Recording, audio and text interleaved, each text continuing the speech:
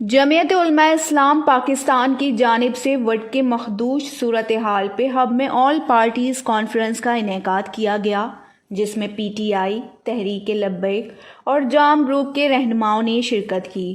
Press conference سے خطاب کرتے ہوئے جمعیت علماء اسلام پاکستان کے مرکزی کونسل کے رکن حافظ احمد علی، حافظ منصور مینگل، تحریک لبیک کے مولانا منصور، تحریک انصاف کے علی احمد زہری اور دیگر نے کہا کہ وڈ کی مخدوش صورتحال پر ہمیں افسوس ہے۔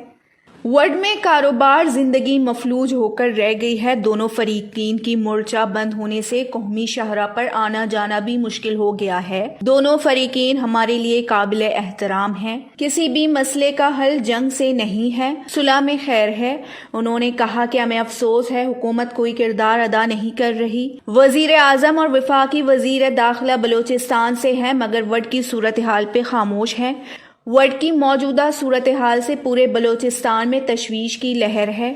حکومت چاہے تو یہ مسئلہ فوراً حل ہو سکتا ہے۔ ان کا کہنا تھا کہ ہم آل پارٹیز کے پلیٹ فارم سے وڈ کے دونوں قبائلی شخصیات سردار اختر جان مینگل اور میر شفیق الرحمان مینگل سے درخواست کرتے ہیں کہ مہربانی کر کے آپس میں صلح کریں۔